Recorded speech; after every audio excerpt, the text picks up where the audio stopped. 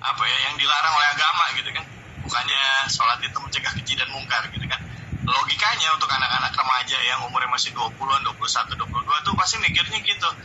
Gimana sih nih? Katanya bisa cegah, kok nggak bisa mencegah gitu kan. Jadi saya masih dangkal banget deh gitu ya.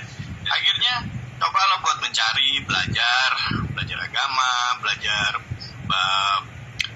ya saya senang baca gitu dari kecil. Jadi baca saya baca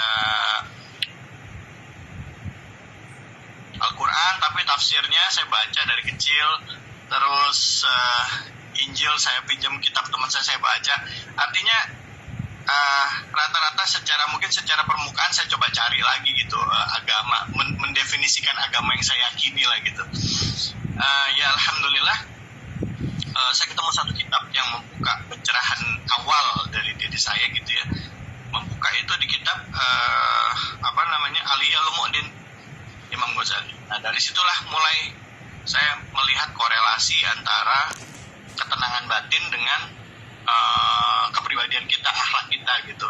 Ternyata itu harus berbanding lurus antara misalnya kenapa kok di sana disebut tidak boleh bergibah, tidak boleh ujub ya, tidak boleh riya gitu. Karena ini semuanya berhubungan dengan qalbi dan kedepannya kita pahami bahwa itu sangat memiliki pengaruh yang luar biasa gitu kan. Pada saat kita punya penyakit hati itu mempengaruhi semua kehidupan kita.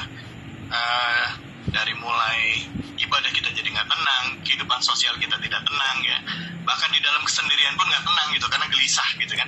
Nah jadi ini dibenahi dulu. Nah akhirnya setelah mulai membenahi itu mulai belajar ya. Nah kalau ditanya sekarang kapan mulai belajarnya, di saat itu. Kapan selesai belajarnya, sampai sekarang masih belajar gitu. Karena ibaratnya sekolah. Umur berapa itu? Umur berapa itu mulai belajar dan menemukan kitab itu? 22.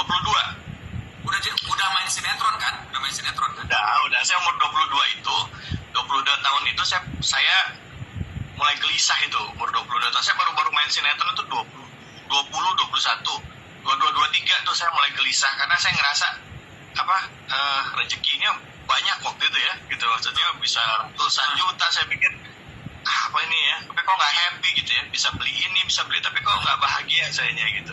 Ini merinding, dengarnya merinding banget nih, masya Allah. Padahal kan itu yang diidam-idamkan banyak orang itu adalah pada saat kita pengen banyak duit, tapi pada saat banyak duit justru ada pertanyaan kenapa ini kosong ya, luar biasa. Iya, karena ya itu tadi saya kayak dibenturin sama satu realita bahwa ya memang kita perlu uang, kita happy dengan bisa membelanjakan barang, tapi udah selesai beli barang, what next gitu. Akhirnya untuk memuaskan batin saya untuk bisa happy, saya harus spending. Jadi happy itu, hati itu dimanja dengan uang. Jadi kebahagiaan itu kalau saya bisa beli barang, kebahagiaan itu kalau saya bisa membeli barang-barang yang memang ya mewah gitu. Nah kayak gitu. Jadi padahal definisi bahagia itu kok di dalam Al-Quran yang saya lihat nggak begitu gitu loh gitu.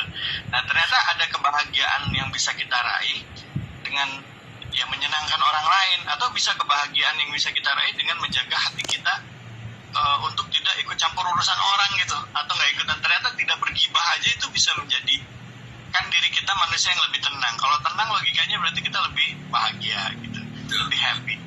Nah jadi dari situ akhirnya sampai sekarang gitu. Nah, terus belajar, terus berproses. Saya mau ngajak teman-teman semuanya yang join di sini juga untuk kita nggak perlu jadi seorang ustadz kok gitu. Kita punya kewajiban gitu, di yaumil akhir nanti akan ditanya sama Allah gitu.